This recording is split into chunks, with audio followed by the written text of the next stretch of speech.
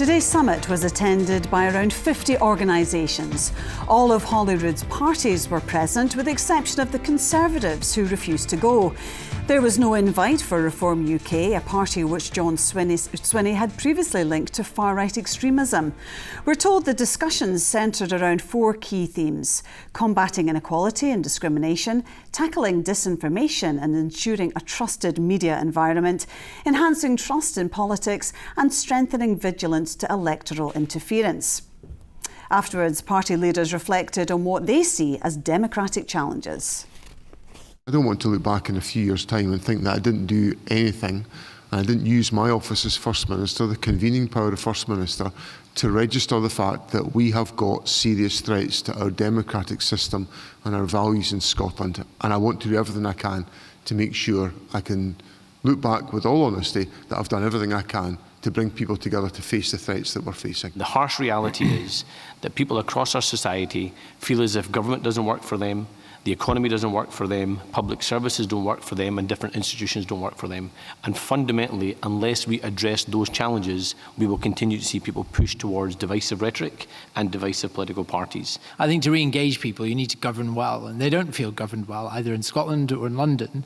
And more to the point, I think that there is this sort of view that the last thing this should be is appear like a new ivory tower, which is yet a further disconnect from those people who feel estranged. I mean, that would just be consolidating their worldview. What's happening in America to human rights, deportations without due process, is terrifying.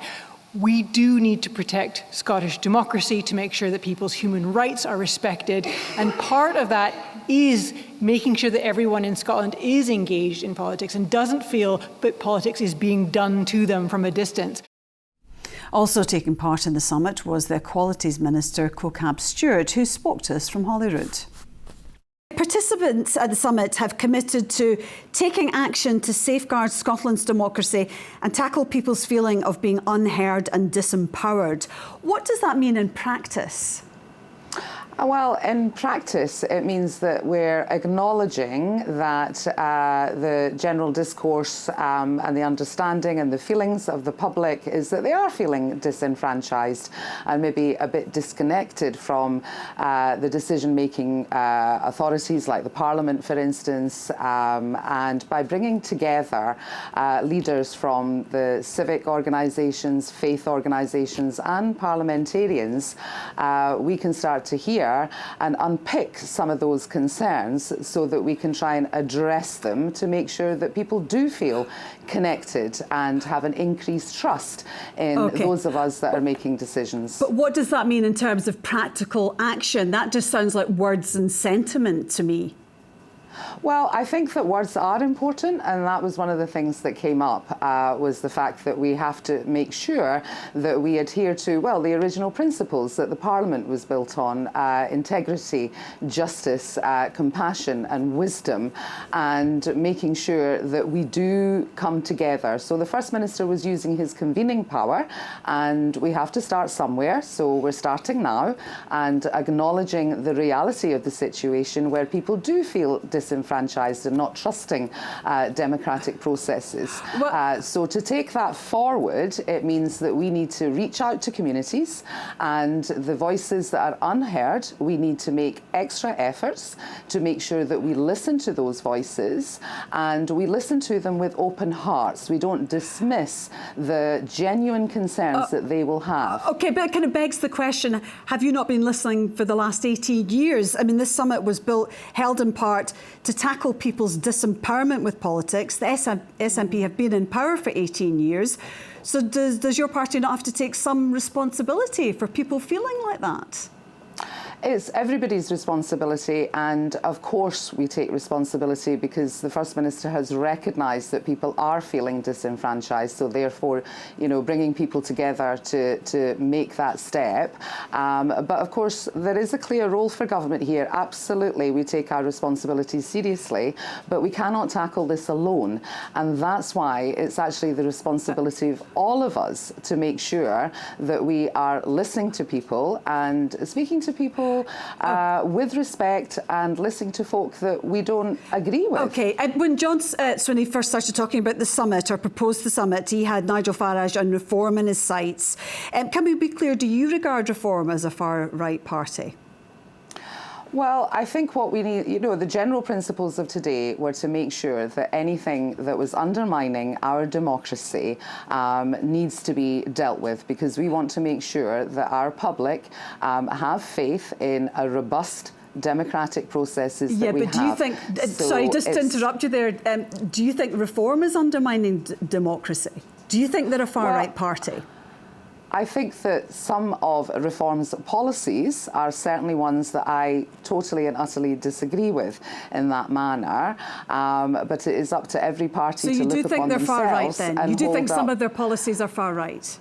Well, Reform need to have a look at some of their own policies and see, hold up a mirror to themselves. But what I can say is that all of us coming together need to guard against far-right influences, maybe taking advantage of people that are feeling disenfranchised. So we need to make sure that people don't feel disenfranchised by tackling the things that are concerning them. In a UK poll today, Reform are in the lead in terms of popular support, ahead of Labour and the Conservatives. And in Scotland, polls are suggesting that they're going to make an electoral breakthrough at the Scottish elections next year. So they are connecting with a lot of people. Well, as I said to you, I think that it's important to recognise that, we're living in very, very turbulent times. There are huge challenges, the cost of living crisis. People are feeling under pressure. They're also sort of looking at global events that are happening. So we're not immune to any of that in Scotland. And what we need to do is to be, to look at those root causes of it and to address those concerns. But we need to do that in a respectful manner to prevent the often polarised and soured tone that can happen when people are debating very serious issues. So what will the concrete action be? Is there a strategy? I mean, what in terms of what have you achieved today?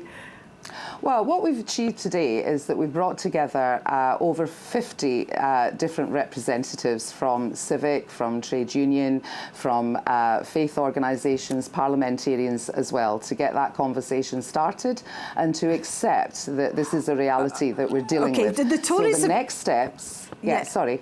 The Tories have described this summit as a taxpayer-funded talking shop, and time will be better spent dealing with real-world issues. What's your response to that? Well, I think it's a shame that the Conservatives declined to take part. I think that it would have been maybe helpful if they had come and they would have been able to represent their views in person. However, I think that by bringing people together and talking and reaching sort of shared understandings, and even if we don't reach a shared understanding, the least we can do is understand where other people are coming from. We can only do that if we're in the same room and talking to each other without rancour and bitterness. Kaukab Stewart, thanks very much indeed for joining us this evening. Thank you. Well, for more reflection on the summit, we have with us two guests, the political journalist Catriona Stewart, who was invited to the event, and the Reform UK councillor Thomas Kerr, who wasn't. Thank you both very much indeed for joining us. Kat, as I said there, you were there as a representative of Women in Journalism Scotland. We heard the Minister there, and we were kind of struggling to hear any concrete ideas that have come from the summit. I mean, do you think it was a worthwhile event, having been there, or do you think it was a talking shop? There were more than 50 organisations that were present today, and those who spoke had very good ideas about the issues that are prevalent in Scotland at the moment. But I think one of the common themes that was coming through from absolutely everybody who was there, no matter which industry they were from, was a lack of resources. There was talk of money, things that could be done if only there was more finance behind them. And so I think John Swinney has it's going to be very difficult for him to find those finances to turn around the economy in the next 12 months. And I think that is one of the big issues that came through today. But the problem was there wasn't anything concrete. The organisations that were there were asked to sign a pledge. The pledge was quite woolly. I'm not really sure what the purpose of it was. there were promises to keep talking, but people don't want more talk, they want action. Certainly if there are concrete outcomes from this, then yes, it will be beneficial, but I think that's going to be difficult. What do you think his initial motivations were then for this summit? Well, John Swinney had initially made it clear that this was an anti-reform summit, and then backpedalled from that and made it a much broader summit about the issues that are facing Scotland more generally. But then I think today there was definitely a ghost at the feast, because reform wasn't mentioned, and everybody knew that that was the purpose of the event, and that's what people were talking around. And I think to tackle these issues, you have to tackle them head on. And the ghost in the feast joined us now.